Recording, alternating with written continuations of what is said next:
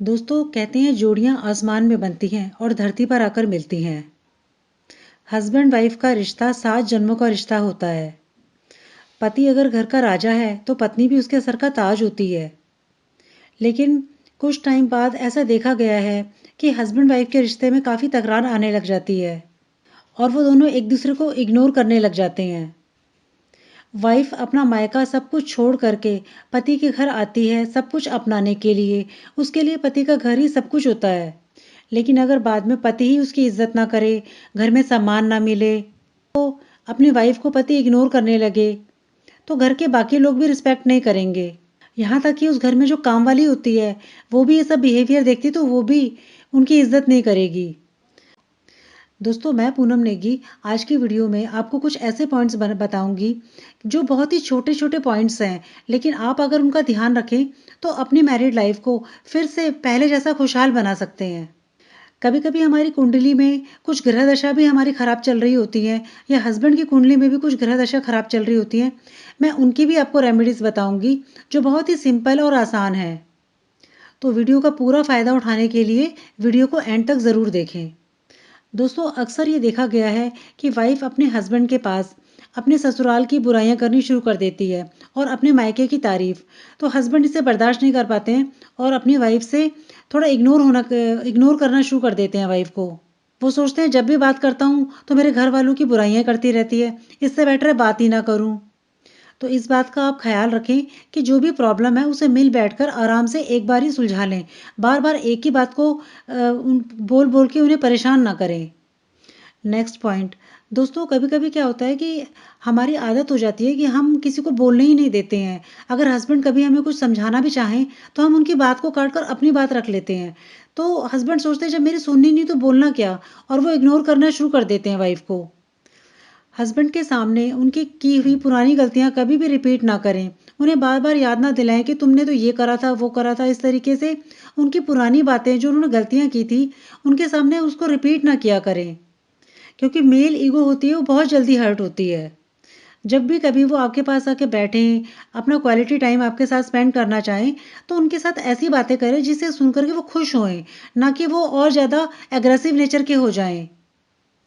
कभी कभी ऐसा भी देखा गया है कुछ लेडीज़ के अंदर ये आदत होती है कि हमेशा अपनी तारीफ करते रहना, अपने हस्बैंड के सामने ये कहते रहना कि सामने वाली तो ऐसे कह रही थी, पड़ोसन ये कह रही थी कि मैं बहुत खूबसूरत हूँ, मैं बहुत अच्छा खाना बनाती हूँ, मैं बहुत स्टाइलिश कपड़े पहनती हूँ, मैं अपनी एज से बहुत ज़्यादा यंग लगती हूँ। हमेशा अपने हस्बैंड के सामने अपने मुंह मियाँ मिट्ठू ना बने। कभी अपने हस्बैंड की भी तारीफ करें कि आप स्मार्ट लग रहे हैं, आपके ऊपर ये शर्ट अच्छी लग रही है। उनका मूड खुश करने के लिए आप कुछ भी कॉम्प्लीमेंट दिया करें उनको। अक्सर ये भी देखा गया है कि अगर हस्बैंड अपने फ्रेंड्स के साथ कभी कुछ पार्टी वार्टी एंजॉय करने के लिए अकेले जाना चाहें तो वाइफ का मुंह बन जाता है। लेकिन ऐसा नहीं होना चाहिए, क्योंकि हस्बैंड भी तो अलाउ करते हैं कि अपनी वाइफ को जाकर वो किट्टी पार्टी वगैरह एंजॉय करे। वो तो मना नहीं करते इन चीज़ों के लिए। तो वाइफ को भी ध्यान रखना चाहिए कि अगर वो थोड़ा सा टाइम अपने फ्रेंड्स के साथ एंजॉय करना चाहते हैं तो उन्हें थोड़ा स्पेस देना चाहिए। अक्सर ये भी देखा गया है कि वाइफ जो होती है अपने हस्बैंड को सुनाती रहती है कि सुबह से लेकर शाम तक मैं तो काम में लगी रहती हूँ, मेरे काम ही नहीं खत्म होते हैं। हस्बैंड भी जाते हैं काम करते हैं, वो अपने हिस्से का काम ऑफिस में कर कर आ जाते हैं। दोनों के लिए काम बटे हुए हैं। वाइफ घर संभालती है तो हस्बैंड ऑफिस संभालता है। हस्बैंड के ऊपर भी बहुत ज़्यादा प्रेशर होता है, उनको भी वहाँ जवाब देने होते हैं अपने बॉस के ऊपर। कई बार ऑफिस में कुछ काम गलत हो जाते हैं, उनका भी मूड ऑफ होता है। तो वाइफ को समझना चाहिए कि हमेशा कंप्लेनिंग नेचर ना रहे, कभी कभी उनको अप्रिशिएट भी करती रहें। कभी संडे के दिन छुट्टी हुई तो उनको हेड मसाज कर दी, उनके पसंद की डिशेस बना दी, उनसे पूछें कि बताओ आज आप क्या खाएंगे। उनका मूड वैसे भी खुश हो जाएगा। ये छोटी छोटी सी जो हैबिट्स होती हैं घर में खुशियाँ ले आती हैं। जब शाम को ऑफिस से थके हारे हस्बैंड घर आए तो मुंह बना करके ना बैठे। मुंह फुला करके अक्सर बैठे रहना औरतों को कभी कभी ये हैबिट सी हो जाती है औरतों की। तो जब वो घर आए तो घर को थोड़ा सा अपना अच्छे से एडजस्ट करके उसको व्यवस्थित करके रखें और ख़ुद भी अच्छे से तैयार होके रहें। घर में पूजा पाठ का माहौल सा रहे, मंदिर में दिया जलता रहे, अच्छी अच्छी सी खुशबू आती रहे अगरबत्ती की या परफ्यूम की। इससे भी हस्बैंड का मूड काफ़ी चेयर अप होता है। दोस्तों कभी-कभी कुछ भी रीज़न नहीं होते हैं और हमें ऐसा लगता है कि हम सब कुछ कर रहे हैं। उसके बाद भी हमारे हस्बैंड का मूड ठीक नहीं रहता, वो हमसे सीधे मुँह बात नहीं करते। तो इनके कई बार रीज़न क्या होते हैं कि शनि, राहु, केतु और मंगल भी हो सकते हैं। क्योंकि कुंडलियों में कभी-कभी महादशा, अंतर्दशा भी चलती है इन इन सभी ग्रहों की। उस समय हमारा मूड ऑफ हो जाता है। बिना बात हम लड़ाई करने लगते हैं, बहुत ही अग्रेसिव हो जाते हैं। तो आपको क्या करना चाहिए? मंदिर में अपने घर के मंदिर में आपको शिव और पार्वती की आराधना करनी चाहिए। शुक्ल पक्ष जब होता है, तो शुक्ल पक्ष से ही हमें कोई अच्छे काम शुरू करने चाहिए। तो शुक्ल पक्ष के आरंभ में आपको बेलपत्र लेना है, उस पे देसी घी लगाकर और उसमें सिंदूर लगा के आपको शिव मंदिर में अर्पण करना है। माँ पार्वती के लिए आप सिंदूर ले जाएँ, इसे भी वहाँ पे अर्पण करें और उसी सिंदूर में से थोड़ा-सा सिंदूर घर ले आएँ और इसे घर के मंदिर में रखें, अपने मांग में लगाएँ और माँ पार्वती से अखंड सौभाग्य का आशीर्वाद लें। आप ओम नमः शिवाय का जाप भी कर सकते हैं।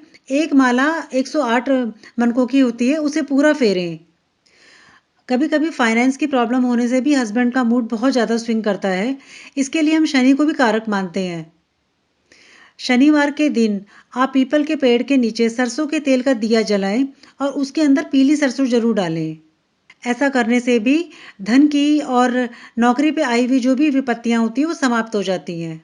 घर की साफ सफाई हो जाने के बाद पूजा करने से पहले घर में पीली हल्दी का पानी बना करके इसका छिड़काव करने से भी बहुत पॉजिटिविटी रहती है। अपने मंदिर में हमेशा लाल या पीले रंग का कपड़ा बिछाएं। मंदिर में 2 टाइम दीपक और बत्ती जरूर जलाएं। किसी अच्छे ज्योतिष को अपनी कुंडली और अपने हस्बैंड की कुंडली जरूर दिखाएं। अगर राहु या केतु का दोष हो तो आपको गणेश जी को हरी हरी दूर्वा अर्पण करनी चाहिए। इससे भी बहुत फायदा होता है। बुधवार के दिन आपको ओम बुध बुधाय नमः का जाप करना चाहिए। अगर धन संबंधी प्रॉब्लम बहुत ज़्यादा है और पति बहुत ज़्यादा रूठे रहते हैं, बिल्कुल बात नहीं करते हैं और नौबत तलाक तक आ गई है, तो आपको बृहस्पतिवार के फास्ट रखने चाहिए। थर्सडे को आप पीले कपड़े पहने, केले के पेड़ की जड़ में जल अवश्य चढ़ाएं। इससे आपको बहुत बेनिफिट होंगे। दोस्तों अब मैं आपको वो उपाय बताने वाली हूँ जिसे कहते हैं कि 100 सुनार की एक लुहार की। अगर घर के अंदर बहुत कलेश हो रहे हैं, इन लॉज के साथ भी बहुत ज़्यादा प्रॉब्लम्स चल रही हैं और पति बिल्कुल भी बात नहीं करते हैं, तो आपको क्या करना है कि वीरवार के दिन पीले कागज़ के ऊपर लाल रंग के पेन से अपने हस्बैंड का नाम लिखना है। इसे फोल्ड करके आपको शिव जी की मूर्ति के नीचे रखना है और उनसे कहना है कि हे शिव भगवान, जैसे शिव पार्वती की जोड़ी अखंड है, उसी तरह से आप मेरे और मेरे हस्बैंड की जोड़ी पर भी कृपा करें। हमारे घर में भी ऐसी मधुरता लेकर आए जैसी मधुरता आपके जीवन में है। 41 दिन के अंदर आपको रिजल्ट मिलना शुरू हो जाएगा। दोस्तों अगर वीडियो अच्छी लगी हो तो लाइक, शेयर, सब्सक्राइब ज़रूर करें और किसी ज़रूरतमंद को ये वीडियो ज़रूर फॉरवर्ड करें, क्योंकि कहते हैं ना, अच्छे कर्म ही अच्छा भाग्य बनाता है। तो दोस्तों मिलते हैं अगली वीडियो में ऐसे ही सिंपल और सरल उपाय के साथ। तब तक के लिए दोस्तों टेक केयर, बाय बाय।